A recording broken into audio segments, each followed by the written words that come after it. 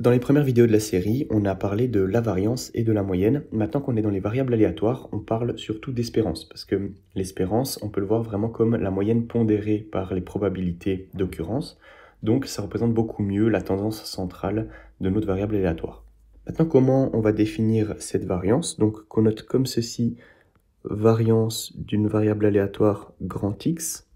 Alors, comme on l'a vu sur la vidéo de la variance au début de la série, on prenait nos écarts à la moyenne, on les mettait au carré et on regardait en quelque sorte la moyenne de nos écarts à la moyenne. Donc ici, ce qu'on va faire, c'est qu'on va prendre les écarts de notre variable aléatoire avec l'espérance,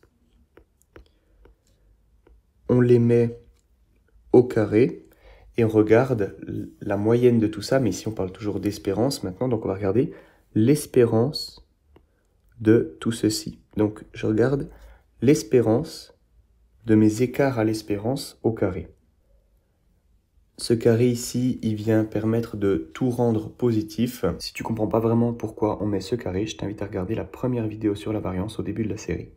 Alors, la variance, on la calcule rarement comme ça. Ce qu'on fait, c'est qu'on peut développer cette expression. Si on développe ce qu'on a dans les crochets, on obtient la variance l'espérance de grand X au carré, moins 2 fois grand X fois l'espérance de grand X, et plus l'espérance de grand X au carré.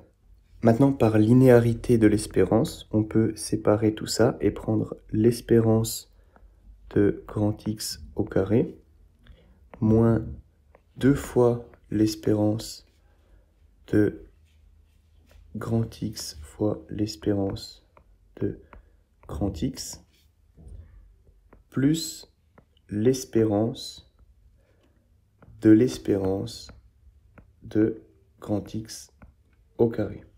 Alors maintenant, l'espérance de l'espérance, en fait, c'est l'espérance d'une constante, donc ça va donner simplement cette constante, donc c'est pas quelque chose de bien compliqué à calculer. Donc ceci, en fait, c'est simplement l'espérance de grand X au carré.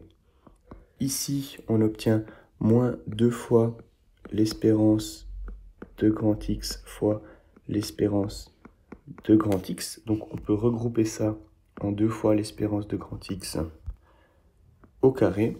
Et ici devant, on a l'espérance de grand X au carré. Maintenant, on voit qu'on a moins 2 fois l'espérance de grand X au carré, plus une fois l'espérance de grand X au carré. Donc ces deux termes, on peut les regrouper et on obtient simplement moins une fois l'espérance de grand X au carré. Et c'est ce résultat final qui nous intéresse. Pour calculer la variance d'une variable aléatoire, il nous suffit de calculer l'espérance de cette variable aléatoire au carré et de soustraire l'espérance de cette variable aléatoire au carré. Donc une fois le carré, on prend le carré de la variable aléatoire et une fois on prend le carré de l'espérance de cette variable aléatoire. Voilà, donc c'était juste une petite vidéo pour montrer cette démonstration parce qu'on va à chaque fois utiliser ceci pour calculer l'espérance d'une variable aléatoire.